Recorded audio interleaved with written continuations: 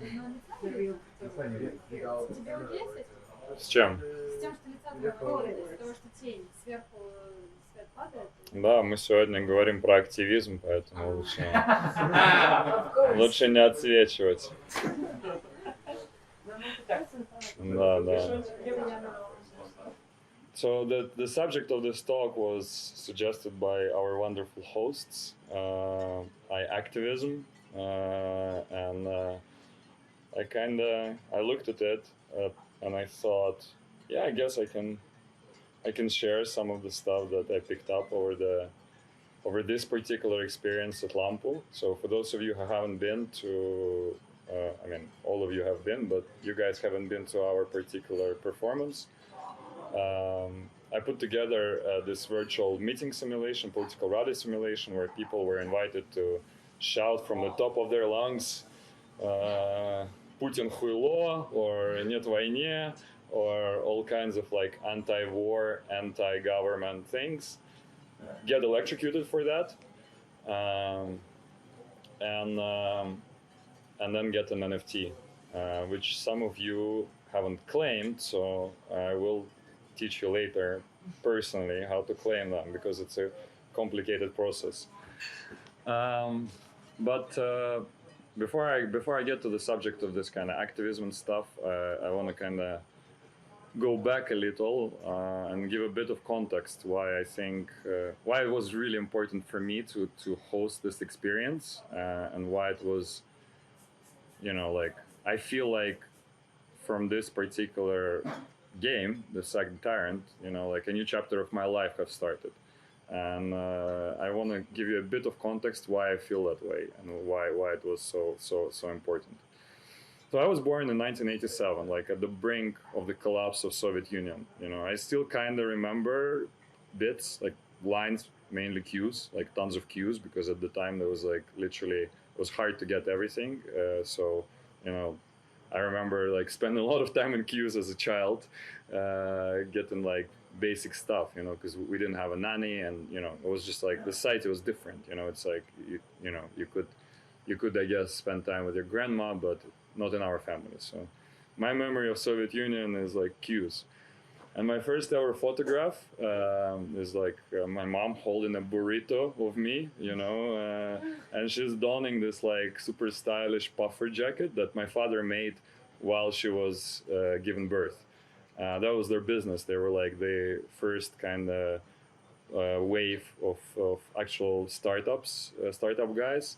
There was this idea cooperatives, that people could form in cooperatives and make product, and they were making clothes. They were making puffer jackets, and they were making jeans. They were like taking like shitty jeans and then boiling them with some like dye, and then like some cool jeans appeared. And so like, and literally 5 years or 7 years before I was born, my father was doing pretty much the same thing, not creating stuff, but he was buying stuff from foreigners and then reselling it, and that was illegal. And he could go to jail for that, for just buying stuff from tourists that came into Moscow and then reselling that same very jeans and jackets. It was illegal, which doesn't make any sense today, but that was the case. That was the kind of, and if his parents, who were like devout Soviet engineers, ever found out that he was like trading stuff and getting currency for that, they would rat him out like, without a second thought. Like it would be like, you're a disgrace to the family, you should go to jail. So it was a special time and place, to like that collapse, like the end of Soviet Union, the collapse of Soviet Union, the systems were changing. Like going back to Sasha's presentation, like it was a major shift. And so I was born, and suddenly my family had to, somehow, make the income stable. So what does an entrepreneur do? They scale. They look for ways to scale. To scale, you need capital. The only source of capital, early 90s, criminals. They're the only like broker out there. Banks don't really lend money. I mean, they lend money to criminals, and criminals then relend them to regular folk. So the story of our family was very much borrow some money from criminals to make a business. The business fails. The criminals chase you. you kind of on the run for a couple of years, changing flats, and it's normal. It's like, you know, that's like the everyday life. Like there is nothing surprising about it. You know, like our first apartment that my father's father, the engineer, was gonna live to his son. We had to give away to because of some debt over that puffer jackets production scaling, you know. And that was kind of that was the reality of business in post-Soviet Russia in the early 90s. And we went through a few circles like that. The second circle was my favorite one because it brought this guy German into our life, which is weird because my father's name is German, and it's like it's super rare. And then this other German appears, and he's like this dark German, you know. He's like he was like he had like a drill in his trunk, and I was like, oh, you like DIY? And he was like, no, good for kneecaps. Give money back very, very quick, you know. And my first like play date with German's son, who was maybe like 3 years younger than me. I was maybe like 7 or 8, and he was maybe like 4 or 5. He asked to play at my Tetris. It was like my joy and pride, you know. At the time, my parents moved into selling clothes, so my mom would fly to China every month and buy a ton of clothes and bring it in, and they would sell it at the market. And she brought me this Tetris toy, which had like a bunch of, you know, games programmed, like 10 games. And it was like, you know, it was like crazy. I was very happy about it. And this kid comes over for a play date, and he borrows this thing, and then he just walks off with it. And I'm like, dude. And he's like, mine now. And the guy's like half my size, you know?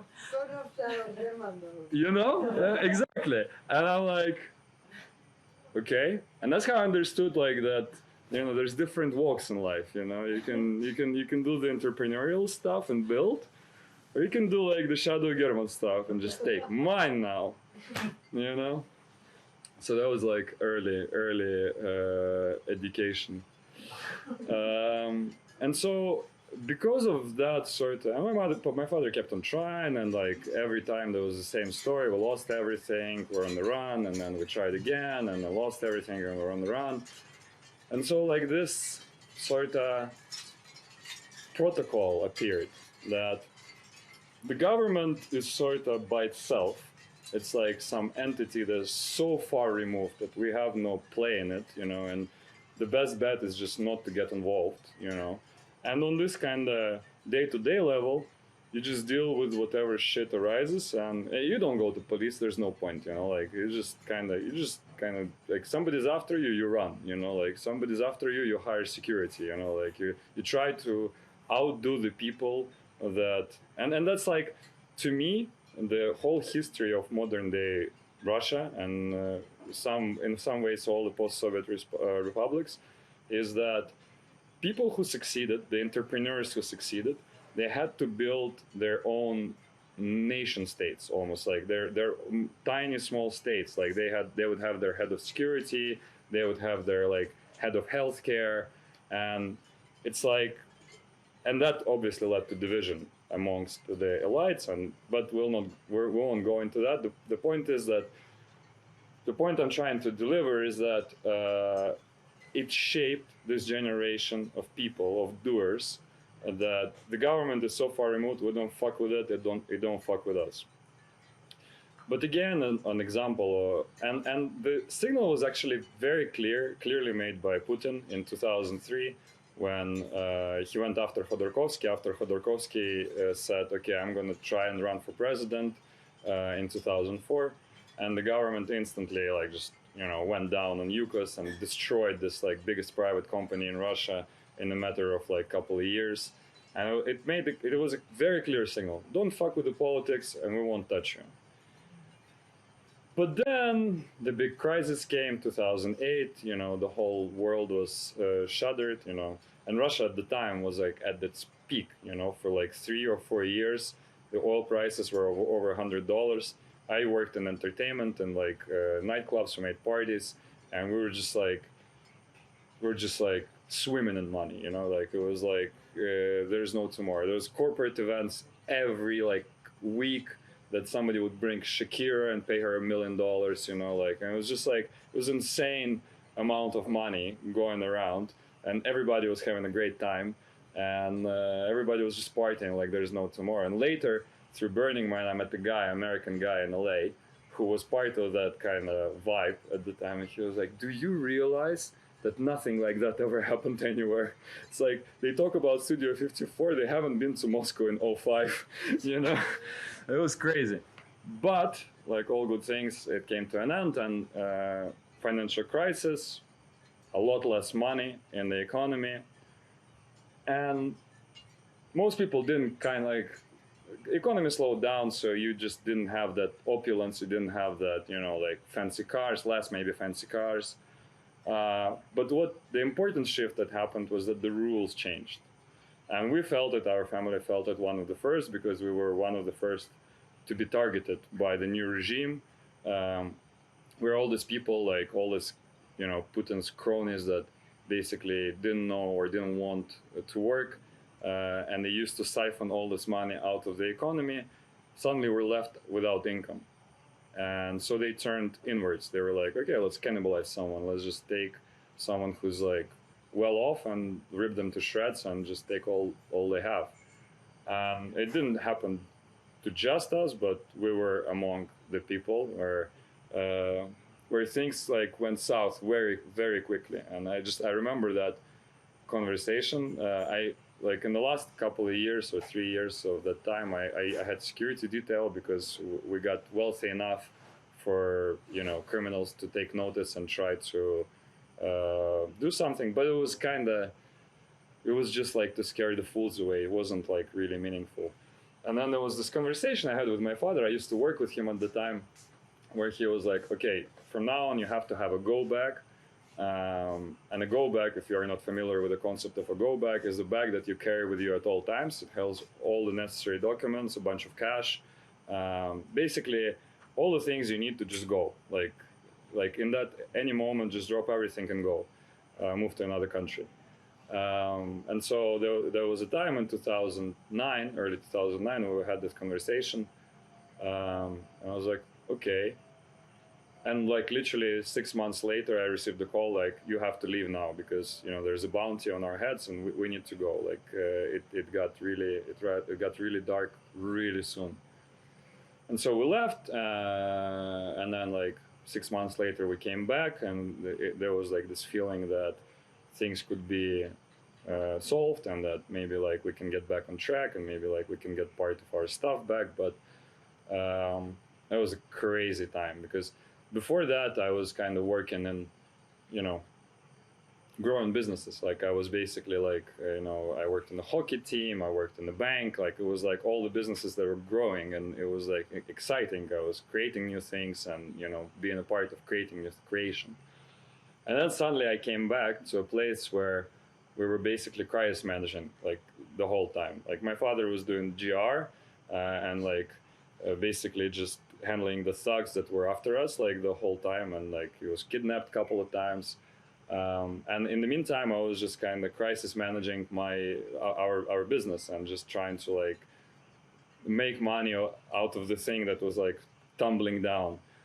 It was exciting 6 months, but like I had armed people in my office like once a week at least, and it was a hell of an experience. And even though like this was happening, I was still not fully putting the responsibility on the government.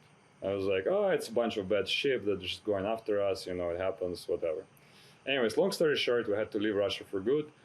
We settled in Moldova for some time. We had a bank there, and a couple of years later, the same very people got to us in Moldova. We had to leave Moldova. My parents settled in London, and I was based in Munich because I had a company there, and I was running that company out of Munich.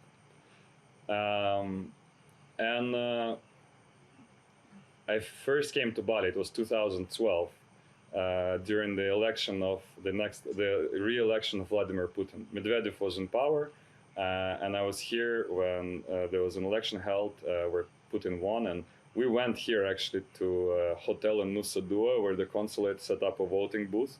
We were voting for Prokhorov because we were naive fucking fools.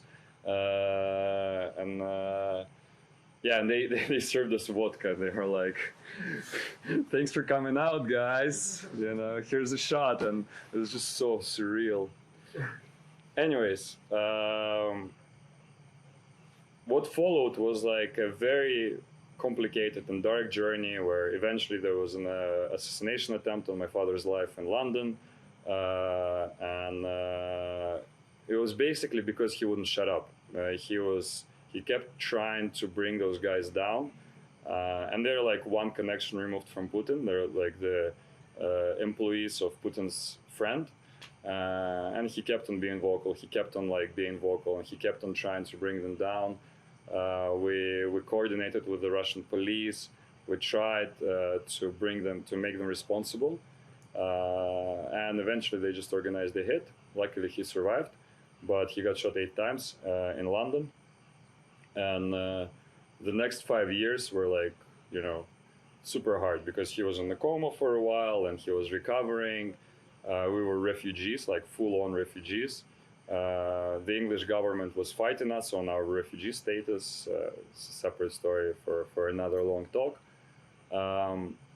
And through this whole journey, like I felt a lot of anger, obviously, because we were just entrepreneurs, you know. We're just building stuff, like, and we've made some cool things in Russia. You know, we built a cool payment system. We were the first ones to integrate payments of traffic fines in our country. We're constantly like kind of building like different cool shit, you know, and for some reason we were suddenly targeted, you know, and I felt a lot of anger. But this anger was mainly pointed at the people who were doing it to us, because I was sort of, you know, still oblivious to the fact that, you know, the system produced those people, and they're not really free agents in a full, meaningful sense. They're just a product of this particular governance system. And so we kind of recovered slowly, and we set up our life, you know, like my father started his own business. I parted ways with him, went on my own journey, made a film, made a bunch of things. I was kind of unhappy with being Russian, but then at the same time inspired by some Russians. So I decided to make a film about one guy that inspired me. And this led me to this journey of like, you know, artistry and producing stuff. And yet, like as I was developing as a storyteller, this whole layer, the most important layer for me personally, of speaking out and speaking up, was locked. And I never kept like my story a secret, you know. All my friends knew, like we were in the press, and so like it wasn't like a secret. But I never used my power of storytelling to shed any light on anything that happened to me, to my family, to the experience that we lived through. Like I never wrote a script about it. I never wrote a story. I never wrote a blog post, you know. And I wasn't even aware I wasn't doing it, you know. And I was looking for projects. I was doing one thing, the other thing, you know. Eventually I moved to Ukraine. I was kind of tired of London. I tried LA for a while. It didn't suit me. And I fell in love with Kiev. And so I moved to Kiev about 5 years ago, and I really moved there. Like I settled, you know. I bought a place. I started a company. I finished the film that I couldn't finish there. I got involved in this community that I briefly spoke about earlier, you know, and it felt like for the first time in a long time I found my home, you know. And it was a wonderful feeling, you know. Like I almost stopped traveling, and I'm the guy that travels a lot, and I used to travel like, I don't know, half a year in a year I would be traveling, and now like I'm not traveling. I'm just staying there, staying put, building stuff, really enjoying the land, really enjoying the people, I have Ukrainian roots, like how part of my family is from Crimea, part of my family is from actually the area where I bought land in. And so I was rediscovering those roots, discovering the culture, very deep culture that goes way back. And then, long story, a year ago, everything changed. And I was in London like 2 weeks before the war, and all my friends in London were like, "There's a war coming," and I was like, "You stupid motherfuckers! You are so sold on this bullshit by your press. Nothing's going on. I live in Kiev. It's all cool. Like the property prices are rising. Like there's no war coming. We would know. And I flew into Kiev, back to Kiev. I came back like on the 20th of February. And my parents were like, are you mental? Like, why don't you stay a week? I'm like, shut up. Nothing's going to happen, And I woke up on the 24th to the rockets landing. And it's a weird feeling. Like, I was in my flat, and this, I'm very proud of my flat because I spent like a year remodeling it, and it's perfect. It's like this perfect space that I built for myself. It's a true place of power. And I woke up there, and I was trembling with fear. And this safe place that was safe like just hours ago was suddenly like very unsafe. For some virtual reason of like, I mean, it's not virtual, it's very real. The rockets were very real. But it just showed me this like how thin that line is, like that we live in a civilized society, and then one day it turns and you're completely powerless, and the rules have changed. And then later, I mean, I haven't stayed because I still have a Russian passport, even though I can't really travel to Russia. I haven't been to Russia in many years, but I'm still a Russian citizen. So I couldn't stay in Ukraine, and I know that some people stayed. Dima stayed in Ukraine for a long time, and people adapted, and people got used to the. Not really. Well, I mean, but people got used to like the air raids and the air alerts, and it's like business as usual. But still, there's this element of fear suddenly, where you can die to like an object falling from space. And on the way out, I realized that fear made me realize that I was afraid for much longer than I knew. That I was afraid of my own government, even though I wasn't aware of it, even though I was living outside of the country, even though I was a victim to that particular government, and I lived through being a victim to that government. I was still very much afraid, and there was this like physical block around my throat that would basically like this fear, this feeling, this sensation of not being able to speak on meaningful things, not being able to share the experiences, to share the trauma, because somebody's gonna get me, and this is something that I think a lot of people in the Soviet Union and Russia in particular are just raised with, and people are unaware. What I've discovered is that I was unaware of that fear, even though throughout my years in London, throughout my spiritual journey, throughout the Vipassanas, throughout the psychedelics, I found a lot of fear in me, and I faced a lot of fear in me, and I had to rewire myself to not be afraid that the police can come and knock your door down because you're doing some drugs in the house, and I had to rewire myself that this is a different society based on different rules. Get rid of that fear. After all this work, there was this really deeply rooted fear. And on that day, I made myself a promise that I'm not going to be afraid anymore. And with that promise, I made a promise that I'm going to write my script, I'm going to tell my story, I'm going to do all these things that need to be done. so that other people find out, and I know that there are other families like mine that went through the same process, and there's no books like that, like, I mean, very few people tell the story.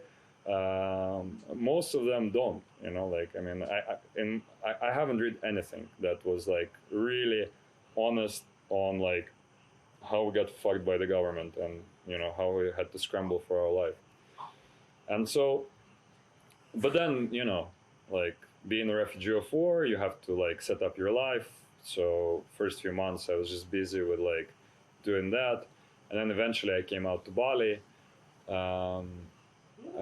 with this intention to write the script, and on the way to Bali, we stopped with Dima at this festival, Wonderfruit in Thailand, and this festival, I did like a reenactment of an art thing I did like a few years back with this electric shock collar, and it didn't feel right because it was like a reenactment and like it wasn't like really fresh. And anyways, I came to Bali. I wanted to write a script, but we got busy with like doing acting classes and this and that. And eventually I found out about Lampu. And then very soon I found out about the criticism of Lampu from the Ukrainian community, which was the fact that Lampu was predominantly Russian organized. It was not really marketed. It was poorly marketed. We discussed it today with the leads that outsiders, it was really hard for people from not from Russian burners community to find out about it. And there was a lot of criticisms from the Ukrainian community that because of Огонёк, because of the party, like the winter party that was held last year after the war started.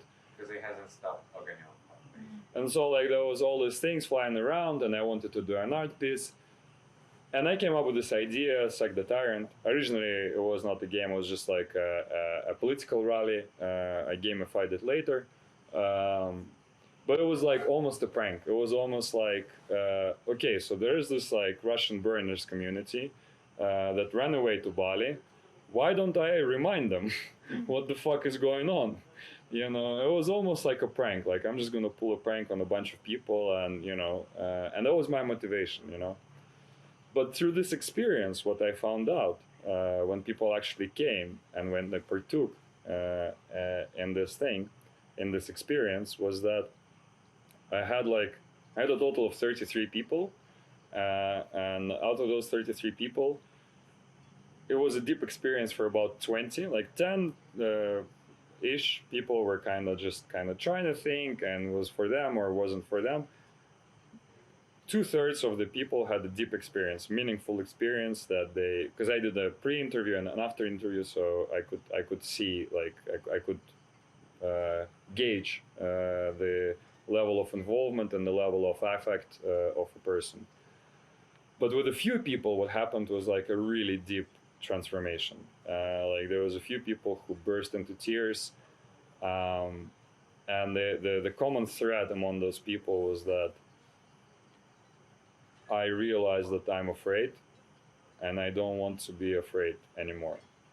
Like, I no longer want to be afraid. And I don't know how it happened, but I have a hypothesis that perhaps something that I experienced before, like this physical sensation of pain in my throat when I would try to voice an opinion that was hard for me to voice, is something that other people have. And perhaps this experience of getting electrocuted on the throat, like, is somehow making you aware of that block, like making you aware of that problem. And for some people, just that awareness was enough.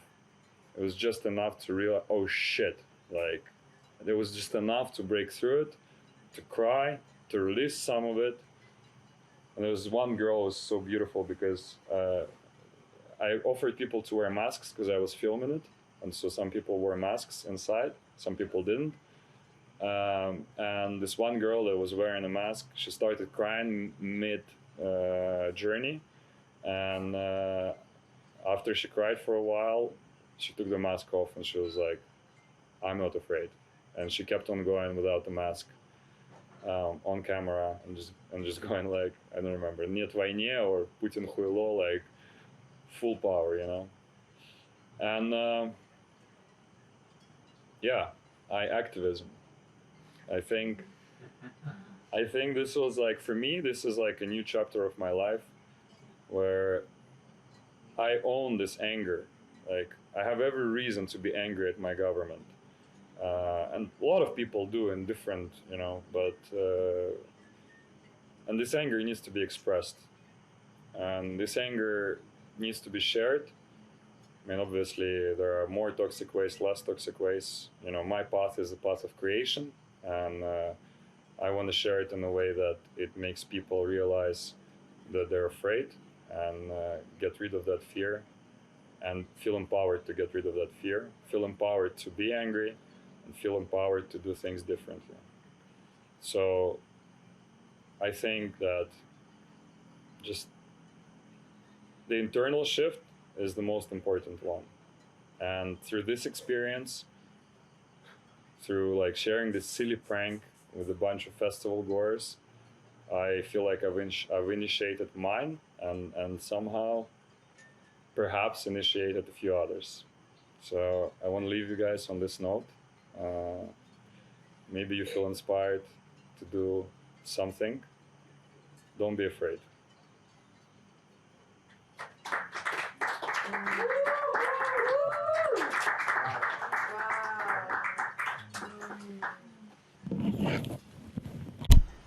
Questions? It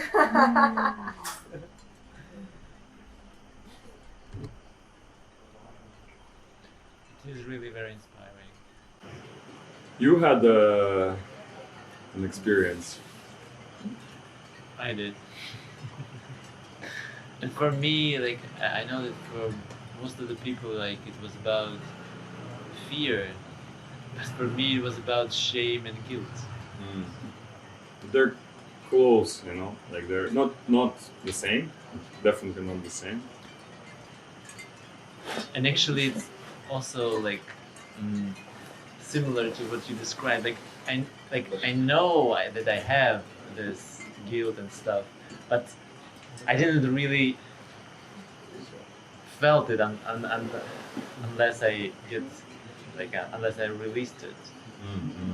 So yeah, it was really a deep and powerful experience. And actually, you know, even when I tell people about it, I also sense how it can, like, because they didn't get through this experience, but they can also like connect with it in some way and get affected with it.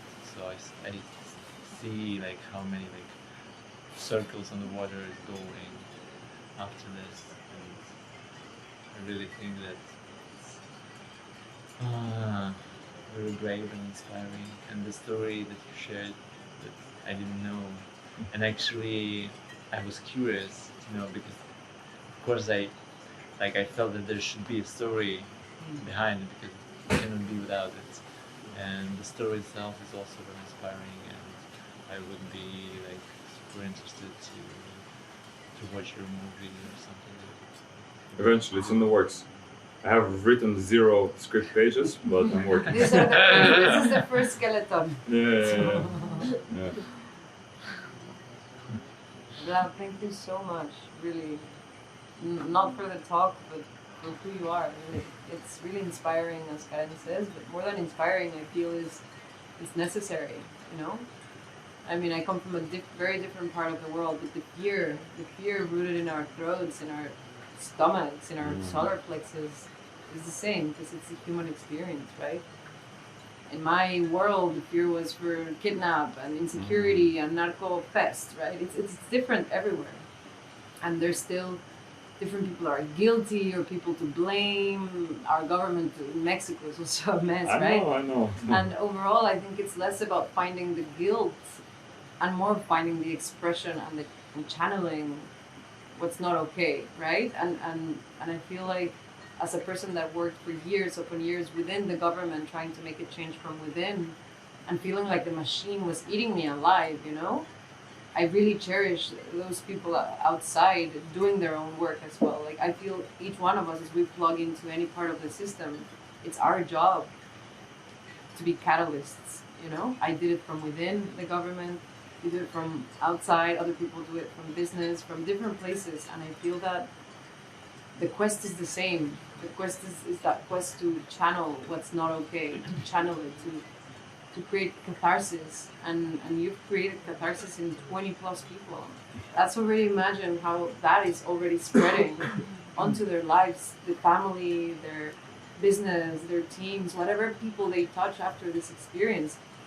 I say it's really like light work, essentially, right? Like it's really, really powerful work, and only being who you are is already the work, I feel. Like the color is an extra, right? The project is an extra, the movie is an extra. Already being who you are and showing up as you show up is already the work. So, wow. Thank you so much. So cool. Yeah. I'm so happy we landed in your camp. Yeah, perfect crew. Perfect crew. Thank you so But yeah, that's what exactly what I was saying, like that we're all agents of change. And to be an agent of change, you don't need necessarily to do any like loud political gestures. You just need to like understand that you're afraid and challenge that fear. And like, you know, today, especially with this Russia-Ukraine thing, you know, like lots of Ukrainians are very disappointed in Russians because they don't feel the support. And it's sorta, you know, earned. Like I can't blame them for being that way, because yes, like it's a criminal act in Russia to call a war, but there's ways you can show support, and people don't do it because they're subconsciously afraid. They are not conscious of their fear.